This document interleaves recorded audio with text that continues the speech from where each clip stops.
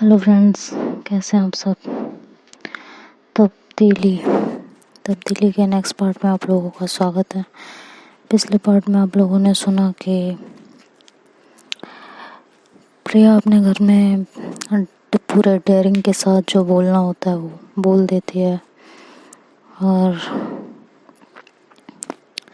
उसके mom dad दोनों ही shocked होते हैं और कहते हैं कि सब बकवास है, ये ऐसा कुछ भी नहीं होता है। ठीक है, तो ज़्यादा ना दिमाग अपना चलाओ और ना मुझे चलाना है। तो इस बात को जितना जल्दी हो सके यहीं ख़त्म कर दो। ऐसा नहीं होता। ऐसा कहीं सुना भी है? 2 लड़कियां एक साथ? पागल हो गई हो क्या? दिमाग ठीक है या ठिकाने से खो चुका है? बोलो, बोलोगे?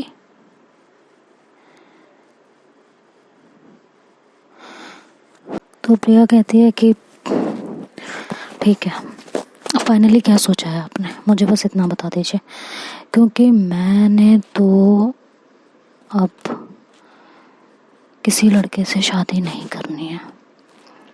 मैं अगर किसी से शादी करूँगी तो सिर्फ अरुणिता से और किसी से नहीं। कंफ्यूज मत होइएगा आप लोग, अरुणिता आरू का ही नाम है।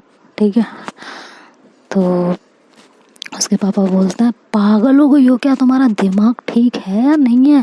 कुछ 1 मिनट। वो प्रिया की मॉम से कहते हैं कि इसमें कुछ मिलाया तो नहीं है तुमने किसी का खा के और इसका दिमाग खराब हो गया हो? तो कहती, वो ऐसे गुस्से से देखते हैं उनकी तरफ। तो कहते हैं हाँ, अब तुम बताओ क्यों तुम्हारा इतना दिमाग खराब है? कहती है पापा फालतू की बातें बंद कीजिए, मुझे अपना फैसला बता दीजिए, आप एक्सेप्ट करेंगे या नहीं करेंगे। तो उसके पापा बोलते हैं नहीं, मेरे जीते जी तो ये नहीं होगा। तो कहते ठीक है, फिर मैं घर छोड़ के जा रही हूँ। तो कहते हैं जाओगी कहाँ? कहती अपनी अरुणिता के पास, क्योंकि उसके पापा मान गए हैं। ठीक है, और वो बहुत पैसे वाली है, वो मुझे ईजिली रख सकती है। ठीक, तो उसके पापा बोलते हैं देखते हैं, जाओ। एक बात बताऊँ तुमको, मेरी बेटी हो तुम और मुझे बहुत अच्छे से पता है कि तुम उसके साथ नहीं रह सकती हो। कहती प्लीज़ पापा, आपकी बेटी ज़रूर हो लेकिन आपने जाना नहीं है। प्रिया जब किसी से प्यार करती है ना तो ज़िंदगी भर उसका साथ निभा सकती है, ये याद रखिएगा। ठीक है, तो प्रिया ये कह के अपना सामान पैक करती है और वहाँ से सीधे आरू के घर आती है। रात में ही डोरबेल बजाती है और आरू के पापा जाते हैं और डोर ओपन करते हैं। तो मानवी कहती है सीरियसली रात में ही आ गए? कि हाँ, रात में ही आ गई। कहती है वाह, बहुत कट्स थे, परिवार को छोड़ा ही? कि हाँ। तो कहती है आगे कि पापा डोर ओपन करते हैं तो उसको देखते हैं तो शॉक्ड हो जाते हैं। कहते तुम यहाँ इतनी रात को? तो कहती है पापा नमस्ते। वो डायरेक्ट पापा को पापा बोल देती है। पापा को थोड़ा अजीब लगता है तो, लेकिन वो कुछ नहीं कहती। तो कहते हैं और ये सामान लेके हुआ क्या? कहती है पापा आपने उन्हें एक्सेप्ट कर लिया लेकिन मेरे फैमिली वाले मुझे एक्सेप्ट नहीं कर रहे हैं, तो मैं घर छोड़ के चले आई हूँ। मैं आरू से बहुत प्यार करती हूँ और मैं आरू के साथ ही रहूँगी चाहे जो हो जाए। तो उसके पापा कुछ नहीं कहते और आवाज़ें सुन के आरू भी अपने रूम से बाहर आती है, देखती है कि प्रिया होती है वहाँ। तो प्रिया के पास जाती है, कहती तुम यहाँ इतनी रात को, क्या हुआ? तो फिर उसका बैग देखती है, कहती है कि बैग लेके क्या बात है, सब ठीक तो है ना? तो प्रिया उसे जोर से हक कर लेती है, कहती है मैंने सब छोड़ दिया, अपने पेरेंट्स को छोड़ दिया मैंने तुम्हारे लिए, मुझे सिर्फ तुम्हारे साथ रहना है, सिर्फ और सिर्फ तुम्हारे साथ। तो आरू को खुशी भी हो रही होती है और दुख भी हो रहा होता है कि उसने पूरी फैमिली को छोड़ दिया। खैर उस समय वो कुछ नहीं कहती उसे और उसका बैग उठाती है और उसे लेके अपने रूम में जाती है। तो काफ़ी देर तक उसे कंसोल करती रहती है और प्रिया कहती है मेरी मांग में अभी के अभी सिंदूर भरो, तुम अभी के अभी मुझसे शादी करो। तो आरू कहती है यार एक बात बताओ, ये सिंदूर भरने से, मंगलसूत्र पहना देने से, 7 फेरे लेने से तभी मानोगी कि मैं तुम्हारे साथ जुड़ी हुई हूँ। इन रिचुअल से ही पता चलेगा, दिल से नहीं।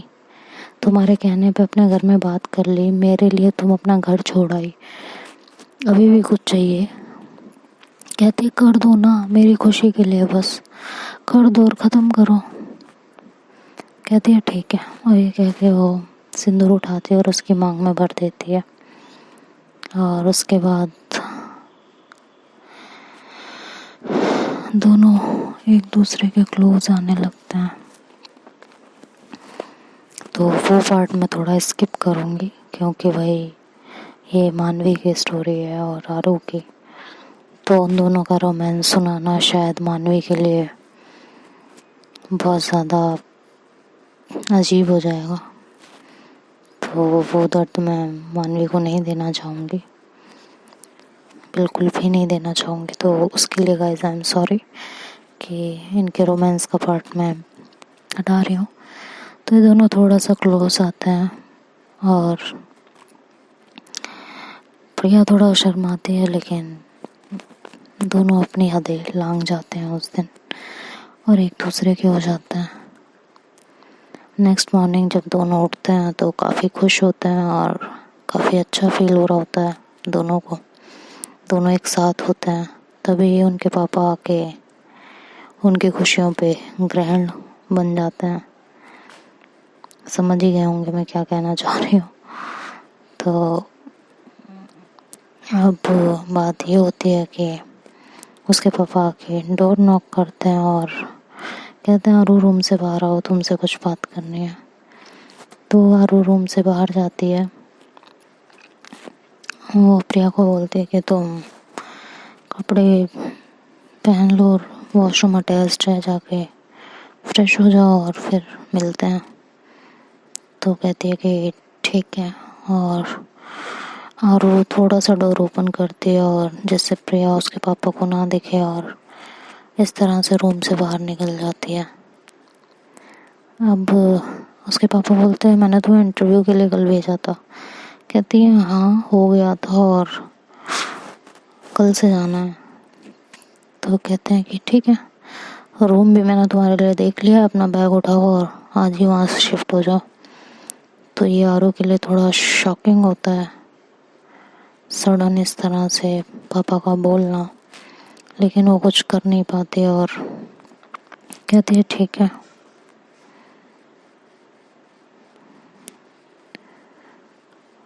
वो ऐसे बोलती है और जाती है रूम में, अपनी पैकिंग करने लगती है और उसका भी प्रिया का भी जो सामान इधर उधर बिखरा हुआ होता है वो भी पैक करने लगती है। तभी प्रिया बाहर आती है और कहती है हम कहीं जा रहे हैं। तो और वो प्रिया को बैठाती है बेड पे और कहती है मैं जो कहने जा रही हूँ उसे बहुत ध्यान से सुनना तुम। कहती है कि क्या हो गया है, तुम मेरी हार्ट बीट क्यों बढ़ा रही हो, जो भी हो उसे क्लियर बोलो ना जल्दी। तो कहती है कि बस ये कि हम लोग यहाँ नहीं रहेंगे। कहती क्यों, पापा तो मान गए ना। तो कहती हाँ बट पापा चाहते हैं कि मैं कहीं और जाके जॉब करूँ और तुम्हारे साथ कहीं और रहूँ। तो उन्होंने मेरी जॉब की भी बात कर ली और रूम भी। तो प्रिया को थोड़ा अजीब लगता है, लेकिन वो कुछ नहीं कहती और आरू का हाथ पकड़ती है और कहती है कि तुम मुझे जहाँ और जैसे रखोगे मैं वहाँ वैसे रह लूँगी, मुझे किसी चीज़ की कोई तकलीफ़ नहीं है, बस तुम मेरे साथ हो तो सब ठीक है। तुम्हारा साथ चाहिए बस, इसके अलावा कुछ भी नहीं चाहिए। तो आरू खुश हो जाती है और वो दोनों वहाँ से निकल जाते हैं। वहाँ से निकलने के बाद सीधे वो लोग रूम पे जाते हैं और वहाँ थोड़ा अपना सामान वगैरह सब सेटल करते हैं। रोज़मर्रा की चीज़ें जिनकी ज़रूरत होती है वो सारी चीज़ें सेटल करते हैं। तो प्रिया बोलती है कि मुझे भी शायद अब जॉब ढूंढ लेनी चाहिए। तो आरू बोलती है कि सेटल हो जाओ, थोड़ा रिलैक्स करो। अभी तो फ़िलहाल मैं कमा ही रही हूँ, तो इतना टेंशन लेने की तुम्हें अभी ज़रूरत नहीं है। जब कुछ होगा ऐसा तो मैं तुमको बोल दूँगी, तो अभी बस चिल करो। तो वो बोलती है ठीक है, ये बोल के और उसके साथ थोड़ा सा कॉजी होती है, थोड़ा सा उसके करीब जाती है और दोनों में एक बार फिर से एक मोमेंट क्रिएट हो जाता है और काफ़ी अच्छा लग रहा होता है दोनों को। उसके बाद सो जाते हैं दोनों और नेक्स्ट मॉर्निंग आरू ऑफिस चली जाती है। तो जब वहाँ पे रात को ये दोनों एक दूसरे के करीब जा रहे होते हैं, तो थोड़ा किसी ने देख लिया होता है विंडो से। तो अगले दिन प्रिया के लिए थोड़ा सा मुश्किल होने लगता है। जब वो बाहर जाती है तो लोग उसे ताने देने लगते हैं और काफ़ी कुछ बोलने लगते हैं, जो उसके लिए काफ़ी ज़्यादा बर्दाश्त करने के बाहर हो रहा होता है। तो अभी तो ये शुरुआत थी तानों की। जब शाम को आरू घर आती है तो वो आरू से बोलती है कि मुझे यहाँ नहीं रहना और तुम यहाँ से रूम कहीं और देख लो। तारू कहती है क्या हुआ, तो वो सारी बातें बताती है। तारू कहती है यार, ये तो हम कहीं भी जाएंगे तो ये प्रॉब्लम तो होनी ही है ना। तो कहती नहीं, उसके लिए भी मैंने सोच रखा है, बस तुम यहाँ से रूम चेंज करो और मुझसे प्रॉमिस करो कि जो मैं कहूँगी तुम वो करोगे। तारू कहती तुमने ऐसा क्या सोच रखा है, वो तो बताओ कि आइंदा से तुम्हें ऐसा कुछ नहीं सुनने को मिलेगा। ऐसा भी क्या सोच लिया भाई तुमने, मुझे भी बता दो। तो कहती है जितना मैं बोल रही हूँ बस उतना करो और मुझसे प्रॉमिस करो कि जितना मैं कहूँगी उतना तुम करोगी। तो कहती ठीक है यार प्रॉमिस, बट अब तो बताओ कि क्या सोचा है तुमने ऐसा। तो वो कहती है कि तुम्हें लड़कों की तरह रहना पड़ेगा, लड़कों की तरह बात करनी पड़ेगी, अपनी हेयर स्टाइल लड़कों की तरह रखनी पड़ेगी, लड़कों की तरह कपड़े पहनने पड़ेंगे। इन शॉर्ट तुम टोटल लड़का बनने वाली हो। तो आरू कहती क्या, कि हाँ जब तुम इस तरह से रहोगे तो हमें कोई कुछ नहीं कहेगा, कोई भी नहीं रोकेगा, कोई भी नहीं टोकेगा किसी भी चीज़ के लिए। तो आरू कहती तुम पागल हो चुके हो, तुम्हारा दिमाग ख़राब है, तुम मुझे ही पूरा बदलना चाहती हो, मेरा वजूद ही ख़त्म करना चाहती हो। आई थिंक तुम भूल गई हो कि तुमने एक लड़की से प्यार किया है। तो कहती है कि मैं नहीं भूली हूँ, लेकिन अगर तुम ऐसे नहीं बने तो ये समाज हमें एक साथ रहने नहीं देगा, ये याद रखना, आगे तुम्हारी मर्जी है। तो आरू भी जब बाहर निकलती है तो काफ़ी टेंस्ड होती है, लेकिन लोगों की जब वो भी बातें सुनती है तो उसको भी थोड़ा अजीब लगता है और कहती है कि शायद वो सही बोल रही है, मुझे उसकी बात सुन लेनी चाहिए। ये सोच के वो घर वापस आती है और कहती है कि ठीक है जैसा तुम कहो वैसा कर लेते हैं।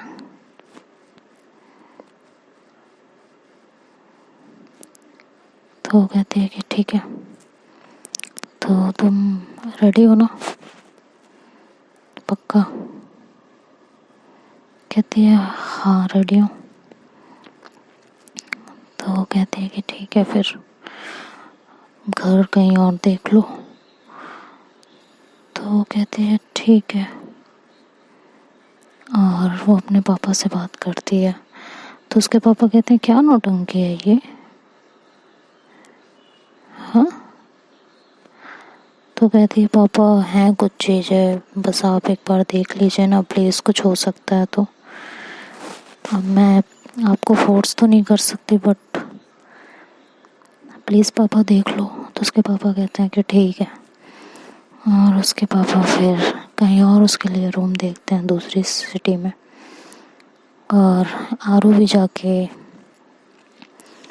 अपना पूरा लुक चेंज करा देती है और वहाँ से आरू के टॉम बॉय बनने का सफ़र शुरू हो जाता है।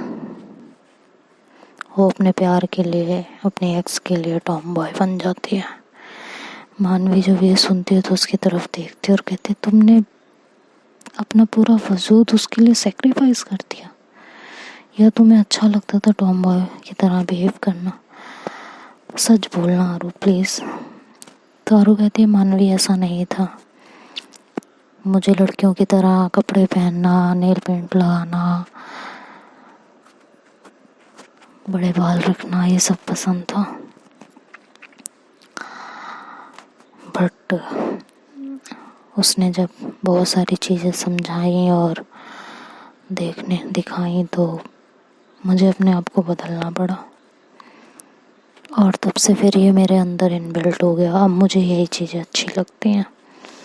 तो कहती है, एक बात बताओ, बुरा मत मानना, उसने तुम्हें ये सब करने को कहा, वो खुद भी तो एक बॉय की तरह रह सकती थी ना, अगर सबका मुंह ही बंद करना था तो आरू कोई जवाब नहीं देती। वो कहती है कि आगे सुनना चाहोगी?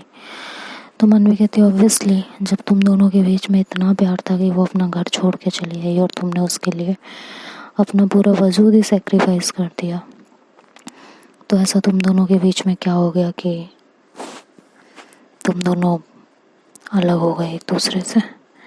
ऑब्वियसली जानना चाहूँगी। तो आरू कहने लगी, सब कुछ बहुत अच्छा चल रहा था और दोनों के बीच में बहुत प्यार था। वो फिर मुझे लड़कों की तरह ट्रीट करने लगी और मुझे वो चीज़ें अच्छी लगने लगी।